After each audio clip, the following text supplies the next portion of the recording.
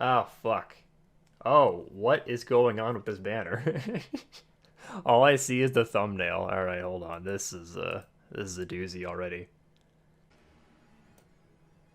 Jesus. That blood coursing through my veins. Corrin, the feral boy. Grows restless. I hear Talia's music. That's concerning. But I saw the thumbnail already. So attack speed solo 4. Overdue. I can't contain it. Male cursed Corrin sounds like especially I've had my fun edgy. pretending to be human, but the need for charades has passed. It's cursed Leon. Why is he in ether raids? That's not fair. Why does he get to be in ether raids but no one else? For the future. Seemed like he had a lot of defense. Well, that's cool. I was kind of hoping he'd be a mythic hero.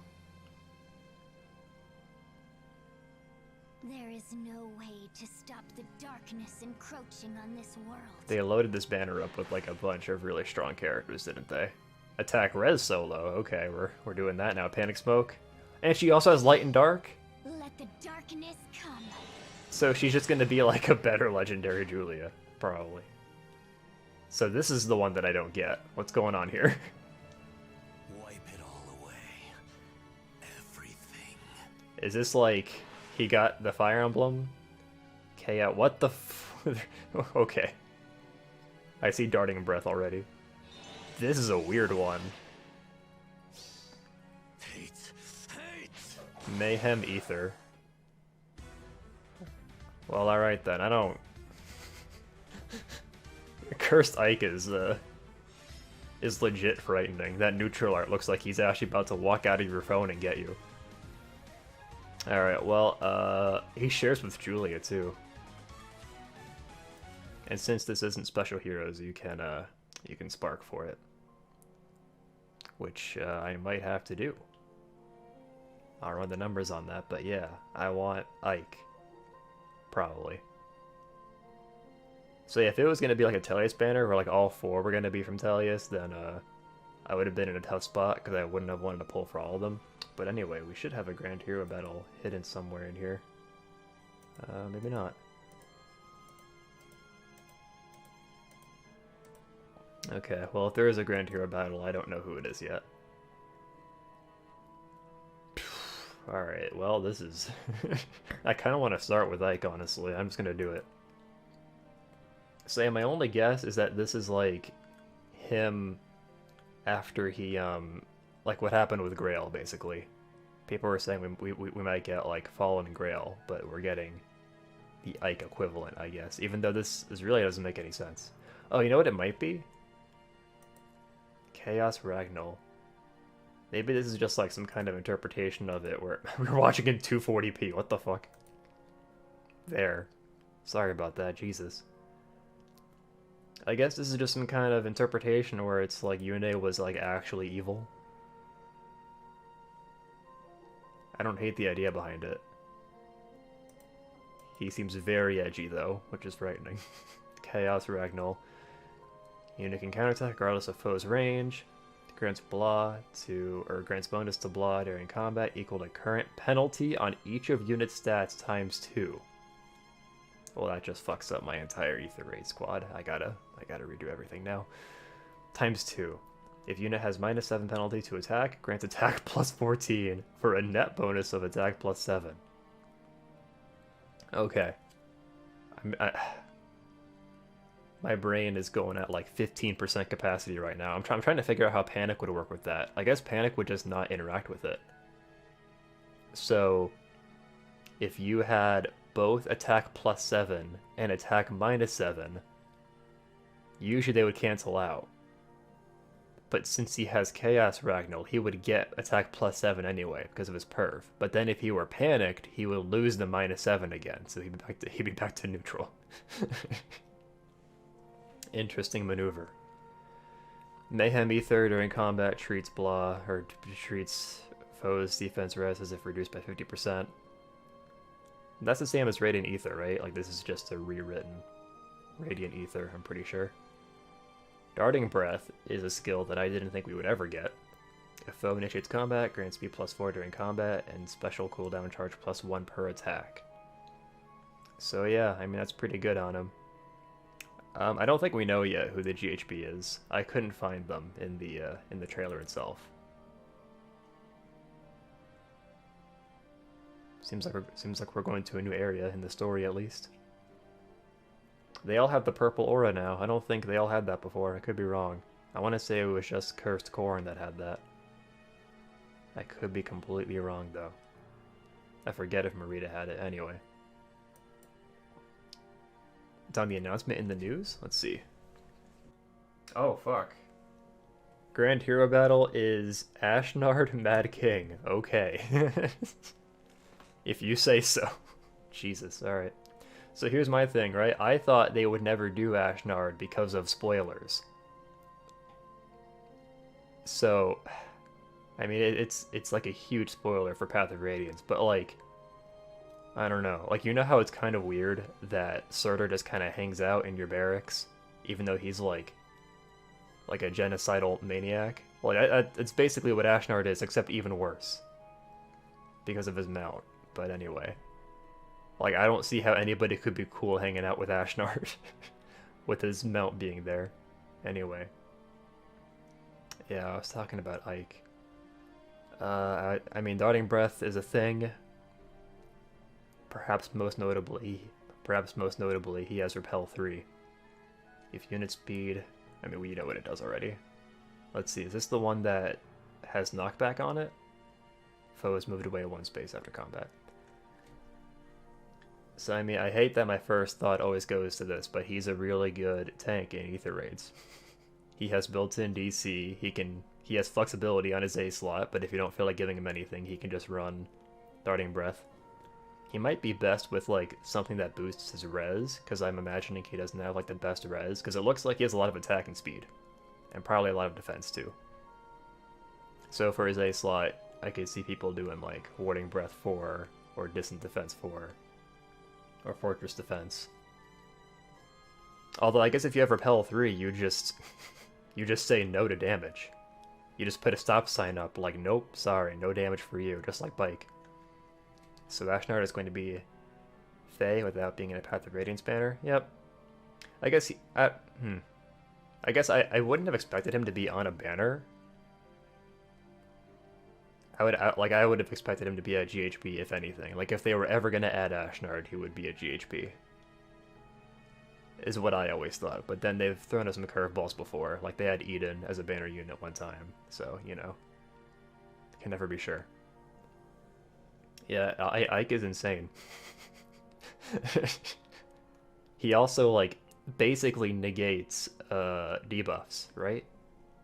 Yeah, he negates them, and then he just gets combat boosts based off of them.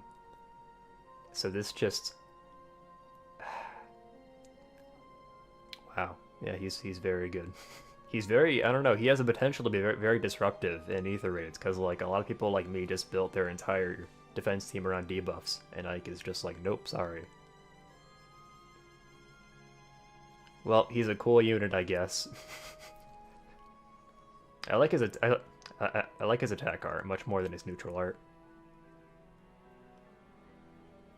Alright, well I started with Ike because he was the most interesting. I'll go back to Corrin now. This poor lost child. Alright. I guess maybe before we move on to Corrin, so for Ashnard, since we finally got another Tellius unit who's going to be like a Grail unit, I might actually save Grails for him. Finally. I literally have 5,400 Grails that I've been, like, meaning to spend for a while, so if Ashnard's good, then I can use that. It's based off that one cipher. I had no idea there was a cipher where Ike was evil. That's cool, though. So in that case, I kind of wish they did Risen King Crom. That's the one that everybody wanted. I think he fits thematically better, too. Just, I don't know, given Awakening's story. Like, I don't think you ever fight Risen King Crom in any of the DLC, but it would have been cool. But yeah, if Ashnard comes with his perf sword, the Gurgerant, then he might be worth investing in Grails. Only thing is, yeah, I'm pretty sure he'll have his perf. It would be weird if he didn't, cause like Fallen Delphia had hers, and then Fallen Takumi had his, so I'm pretty sure he's just gonna have it. Anyway, sorry for rambling. There's just so much going on here. Brutal Breath grants B +3, grants blah +X during combat, calculates X based on number of allies within 2 spaces of you. Oh, wait, what? So it's the inverse of female cursed Corrin. Grants blah +X during combat. Calculates X based on number of allies within 2 spaces. Oh, never mind. It's the same. Okay. Isn't this less, though? Allies grant +5. Didn't female cursed Corrin actually give bigger buffs? Like, I think hers went up to +6. But I could be wrong. It's a very small detail. 1 grants +3. 2 grants +1.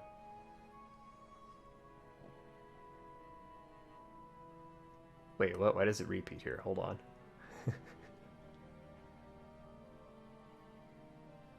Okay, no, sorry, I just misread it. That was my bad. If the number of allies within 2 spaces is less than 1, or equal to 1 or less than, inflict special cooldown charge -1 on foe per attack. During combat, only highest value applied. Okay, so it's Cursed Corrin's perf with maybe buffs that are like slightly less, but then you also get the guard effect.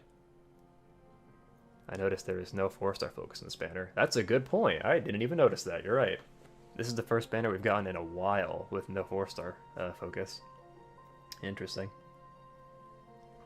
Like, are they really gonna put these... I mean, I guess they are. They're really gonna just put these characters into the summoning pool, which is crazy, because they're all way too good. Probably. He comes with attack speed solo 4. This is our first time getting a tier 4 solo skill. It's the same as attack speed solo 3, except it gives 1 more attack and speed. So honestly, kind of tame compared to the other tier 4 skills, which I'm okay with. I mean, in Corrin's case, like that's just strictly better than like Swift Sparrow 3, because you're gonna want to have him alone anyway. I do find it interesting that they printed 2 new tier 4 solo skills right after they gave us Edelgard. In fact, I think Edelgard's banner is ending tonight. I see what you're doing, IS. You can't fool me. He has no follow-up, just like his last Adrift alt had. And he's got Rouse speed defense. Obviously, he's going to be very strong. Maybe... I think female cursed Corrin is female, which is gray. That's what I meant to say. Look, man, there's a lot of adjectives with these Corrins, alright? Female cursed Corrin is gray, or colorless, which might be a better color, but then Corrin has better skills to start off with, and he's got the guard effect, so there's that. Yeah, I could have seen Julia coming. I could have seen a couple of these coming, like Leon, but I would have expected him to be a mythic. And even like Julia, I don't know, maybe I wouldn't have expected Julia, because she's literally just, alright, whatever, we're getting ahead of ourselves. I find it interesting they had him in combat against... Julia makes sense. Yeah, I think like that literally happens in the story, right? So, it might even make more sense than Legendary Julia, right? I don't think Legendary Julia happens in that game, but Cursed Julia does. I don't know very much about genealogy, though. Leon. I think this is the second ever unit to have Null Sea Disrupt. I think until now it was literally just Nyla, and it's been over a year. Blood Tome. Grants attack +3. If foe uses bow, dagger, magic, or staff, reduces damage from area of effect specials by 80%. And reduces damage from foes' attacks by 50%. And if foe is also colorless, Grants weapon triangle advantage to unit and inflicts weapon triangle disadvantage on foe. Okay. It reminds me a lot of Nagi, but like a little better, probably. Because Nagi was also green. She had the Raven Tome effect. But he's got the 80% damage reduction on specials, but then he also has reduces damage from foes' attacks by 50%. And a foe is also colorless. Oh, that's why they had him against Alm. Just to show how much he just ate that lunar flash or whatever the fuck. Brandon breaks into a cold sweat. No kidding.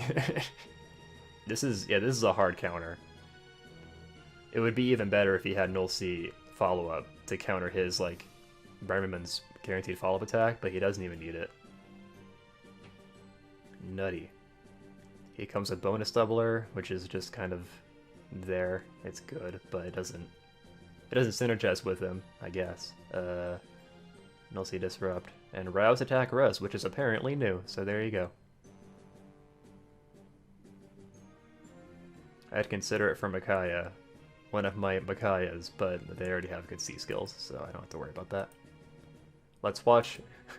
Maybe they just wanted to show us this. Like, look, the most cursed bow unit of them all. Look at him, he's doing 19 damage to this sucker. Having the Fomantis punch as a spell is great, yeah. A lot, like, just like with Eden, I wish he was a mythic, but whatever. Yeah, he does punch him. I didn't even notice the punch before. Will you be pulling for Evil Ike, or will you pass? Well, I will probably pull for Ike.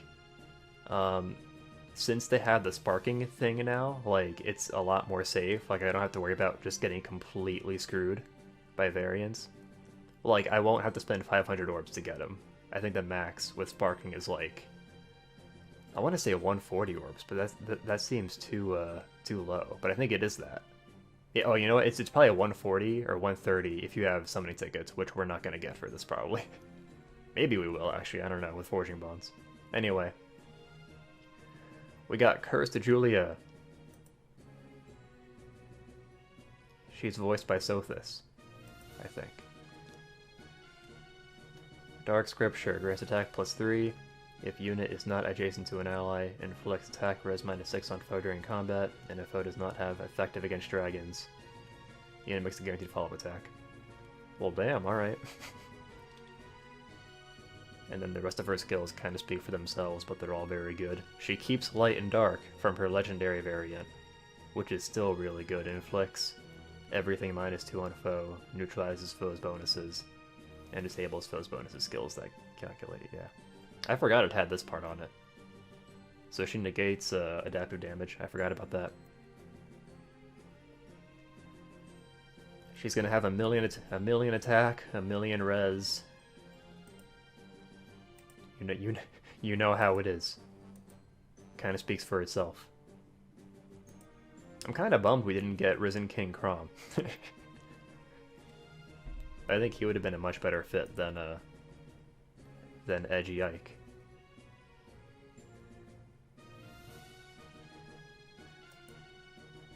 I actually hope we get forging bonds for these characters, because I think when they did forging bonds for like the last Fallen units, they were actually pretty good. Some of them were at least. Next year, yeah, you gotta start saving for Risen King Crom. He's gonna be nutty. The Stiffer card. Okay, here we go. They had the I think I have seen this before actually. I don't know if I can show it on stream. There he is. There's the cursed boy. He has 100 POW and 0 friends. That's what these stats mean, I'm pretty sure. It's not Felix, but I can save my orbs. Yep. Man, just these characters are all really good. It's really just like last year when we got Berkut, Marita, Corrin, and Tiki, where it's like, yep, these units are all really freaking good. Hopefully Ashnard is cool. Has good fodder for a GHP, yeah. Oh, but you know what though? So GHPs are nice because they cost less grails to +10, but then you kind of want to wait like 6 months or whatever for the next rerun. I guess, I don't know, like, he's not immune to panic or guard, anything like that, but you could still give him, like, bonus doubler, and he'd be really good. So you buff him up with bonus doubler, and then he just gets those passive buffs as well as everything he's getting from Chaos Ragnal. You know what, I'm okay with them color sharing, because, like, I can just spark for Ike anyway, so if I pull a Julia along the way, that's not terrible. Julia's pretty cool. She has attack res solo. I can give that to Micaiah. I probably won't, but I could. Oh, but she has panic smoke too? Thinking emoji. You could fodder attack res solo 4 and also panic smoke. Oof. That's gonna be a... I'll have to think about that one. My brave Micaiah already has fodder her for Iceberg. She already has, I gave her sturdy impact and close counter. Did I give her anything else? No. I think that's it for now. She already has, like she already has a premium tier 4 skill that I killed to Barn for, which is 8. There are 8 Corrins. You know, it's weird, actually. The voice actor for Azura, I think in an interview, she said that she recorded lines for, like, a crazy Azura. Like a fallen Azura, basically. So I saw someone saying in the subreddit that we might be getting that this time. But we didn't. What if Corrin was originally supposed to be like a duo unit with cursed Corrin and also cursed Azura, and then for their duo conversation, they just had a cursed conversation about darkness and evil. I don't normally like thick line art, but Ike's looks real good. It does.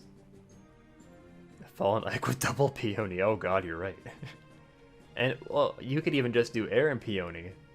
Then he would get +5 res, which, I mean, I was guessing earlier that he has low res, so I mean, the +5 from Air will help a lot, probably. He's gonna be ridiculous. He's gonna be completely ridiculous. Which season will I use him on? Probably Astra, to kill Thracer and Lif. Lif is gonna be like, oh, I have auto doubles on you.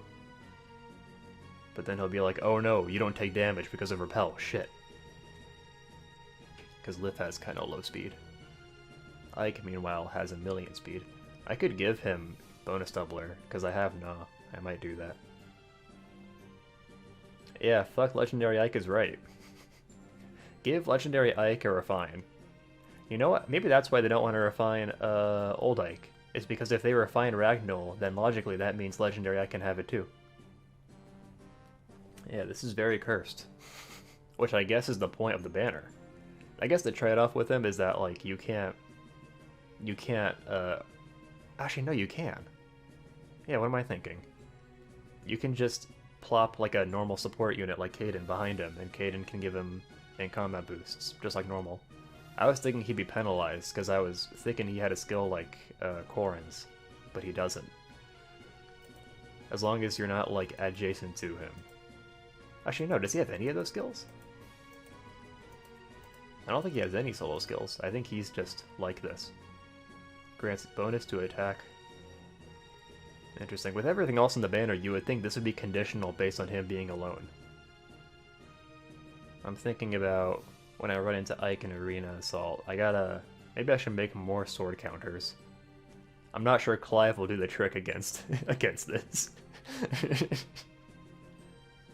I just slapped Swordbreaker on Clive. And, like, defense +3 on his A slot. And I was like, alright, go get him, kiddo. And usually he does it, as long as they don't have no follow-up. Alright, well, it's looking like we're gonna do a summoning session on Friday. That's the day this banner comes out. I'm gonna run some numbers first, just to make sure it won't cost too many orbs if we have to spark, but yeah. Thanks for hanging out, boys. I appreciate it. This was a nice discussion about these cursed units. Cursed in more ways than one.